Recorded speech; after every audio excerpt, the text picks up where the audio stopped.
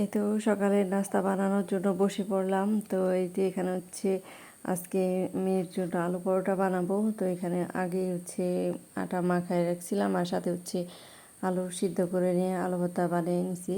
আসসালামু আলাইকুম, কেমন আছেন সবাই? নতুন আরও একটি ভিডিওতে সবাইকে স্বাগতম।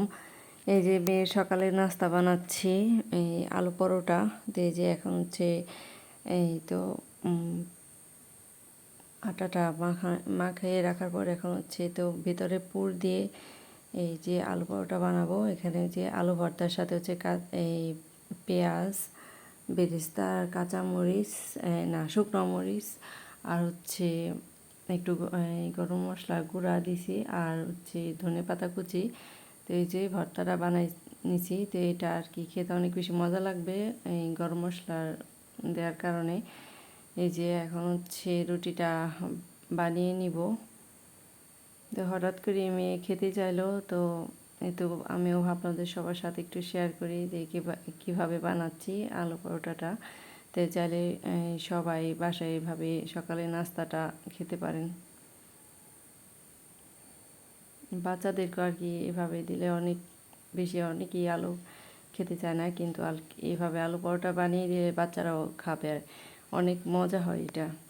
তো এখানে হচ্ছে এই যে রুটিটা হচ্ছে একটু চেপে চেপে যতটুকু আর কি বেলে নিতে পারিনি, তার বাকিটুকু আর কি বেলন দিয়ে আর কি বেলে নিব।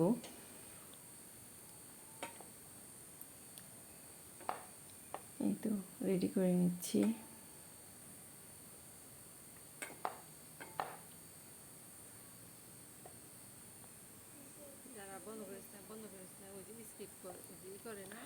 আর এখানে হচ্ছে চুলায় হচ্ছে প্যান গরম করতে দিছি, আর এই যে এখন হচ্ছে তো ভেজে নিব।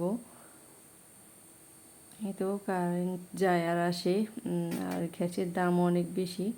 তো সব দিকেই সব কিছুই এখন হচ্ছে অনেক একটা খারাপ অবস্থা, কিছু কোনো দিক দিয়ে আর কি শান্তি নাই। যেমন গ্যাসের দাম বাড়তি, তেমনি আবার কারেন্টের হচ্ছে ডিস্টার্ব করে, বিলও বাড়ানো হয়েছে। তো মধ্যবিত্ত ফ্যামিলির মানুষের জন্য অনেক বেশি কষ্ট।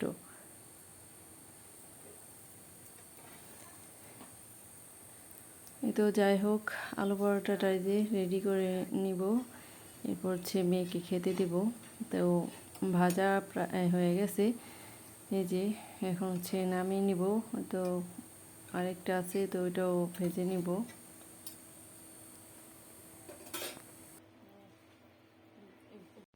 এই তো আলু পরোটা বানানো শেষ। এই তো এখন হচ্ছে খেতে বসলাম। মেয়ে আর কি বললো তুমি আগে একটু খাও। তো এই যে এখানে হচ্ছে সস নিয়ে আসছে, সস দিয়ে খেতে নাকি ভালো লাগবে। এই যে সকালের নাস্তায় হচ্ছে আলু পরোটা। এই যে মেয়ে আর কি সস নিয়ে আসছে খাওয়ার জন্য, তা আমিও হচ্ছে খাচ্ছি। ওই পুরের ভিতরটা অনেক, পুরোটা একবারে আলু দিয়ে ভরা।